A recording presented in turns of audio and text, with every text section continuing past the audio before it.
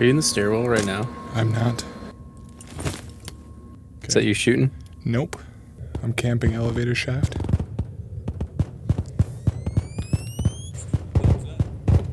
I'm downstairs in the bunker.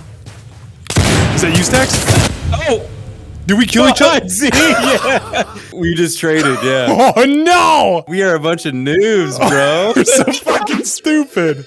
I never thought I was going to enjoy the literal escape from Tarkov of virtual reality. But 1 week and 60 hours later, it looks like I'm stupidly addicted. Escape from Tarkov, whether you love it or hate it, has amassed a huge player base due to it being a player versus player first-person looter shooter. At the most basic level of describing the game, you load into a map, gather as much loot as possible, and extract before getting killed. Seems simple enough. But is it really? Once you start looking at everything Tarkov has to offer, it is much more complicated than that. And it's that complexity mixed with skills, strategy, and luck that keep people pouring back in hordes to a game that is exclusive to PCs only. Now personally, I don't enjoy Tarkov very much. One, because I'd have to add a monthly bill of purchasing a new monitor every time I punch a hole through it, and two, because I just don't feel immersed in a world that I cannot physically be in. This is where Ghosts of Tabor comes in clutch. Oh, the sweet, delicious, god-awful, addicting masterpiece of angering destruction that is Ghosts of Tabor. Strap your seatbelts on, rats and chads, it's your boy Z-Storm, and we're going for a little ride through this new VR game that could quite possibly be the leading cause of ruining friendships and relationships in 2023.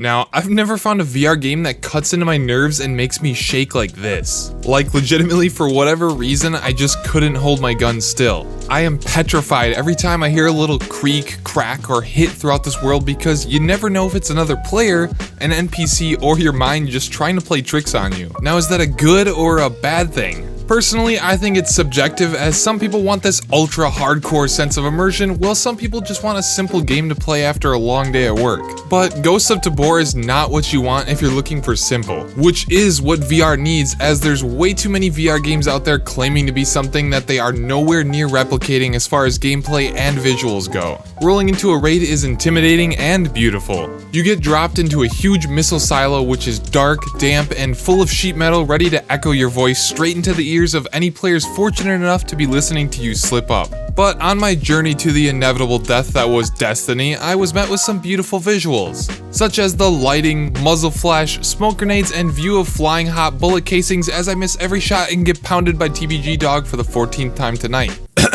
Before we continue deeper into our adventure of Tabor, you gotta remember to keep your controllers charged. You don't want to be caught with your backpack open, controllers dead, smack dab in the middle of the silo screaming for your mommy. These Abaca rechargeable battery grips for the Quest 2 will make sure that that never happens. These grips turn your Quest 2 controllers basically into index knuckle controllers. They come with 2 rechargeable battery packs that snap into where your AA's normally go. Then the comfortable grips slide down over the top of it, and boom, you are now able to just recharge your controllers by plugging them in via a USB Type-C cable. These grips also have this cool padded foam on the strap that as you tighten it leaves some room for your hand to breathe, making it extremely comfortable. If you want to find out more about these grips, just click the link in the description down below. Thanks again, Abaca, and now back into Tabor. Maybe you're just a Chad built for Tabor. If that's the case, then you'll be able to start gathering loot, throwing it into backpacks that you find, and hunting down other players. Which shouldn't be a problem as long as you're stacked up on nerds, ammo, and your knowledge of how guns work, because let me tell ya, Tabor isn't gonna hold your hand.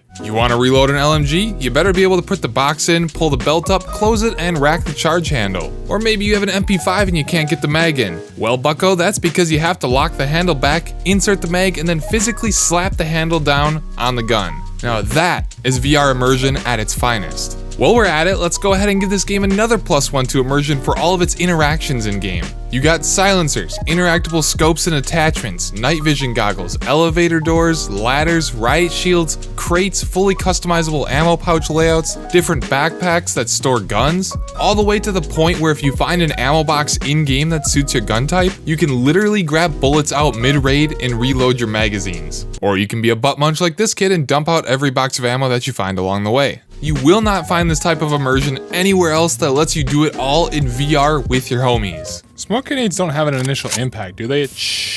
Bro, what's going on, bro? Makes me want to shoot my guy. You got bullets? I got bullets too, bro.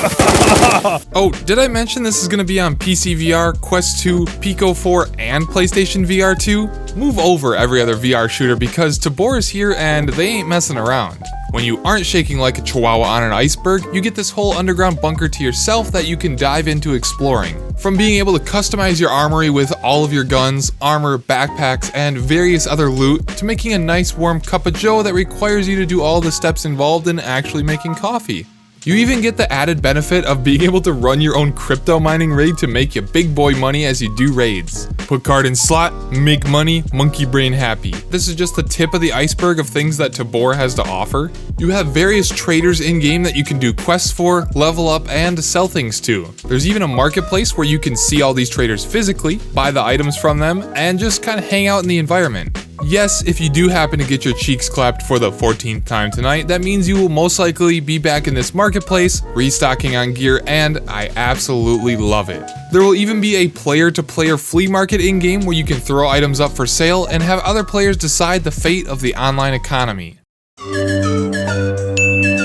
If you can't already tell, I'm very excited for the future of Escape from Tabor. Wait, did I say Escape from Tabor? I'm very excited for the future of Ghosts of Tabor. If it's this much fun in an early alpha with a max of 10 players online, imagine what this will be when there are 4 entire VR game stores allowing anyone from around the world to join in and make me cower under the staircase and eat a can of beans with a dirty spoon. So maybe nobody will attack me if I just eat this sweet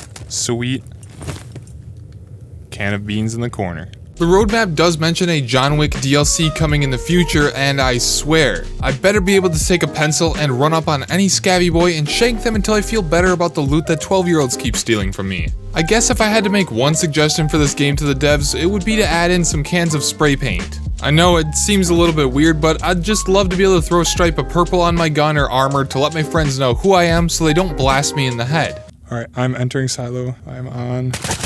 Whoa, was it? Mr. Witty. That was you? I said I was entering silo I now! thought you were on. Oh my god. Mr. Witty! No! Was that you? Sold! Was that you? Killed me! I guess the one other thing that I'd like to see emphasized a little bit in this is the different RPG elements. I know that there's going to be crop growing and different things like that, but I'd like to have some story elements along with that so you can kind of feel more immersed in this world while you're still going in and just shooting people for fun. Alright, I think that's about all I have for today. If you want to play Ghosts of Tabor, you'll be able to in March if you head over to their website now and pre-order to get access to the closed alpha that happens on March 18th. And if you want to see some live gameplay footage of this, I'll be streaming it live over at twitch.tv/ZStormGames. Make sure to let me know if you'd like to see some more Ghosts of Tabor content here on this channel as the game evolves. Alright nerds, and until next time, remember, never give up. Peace on out.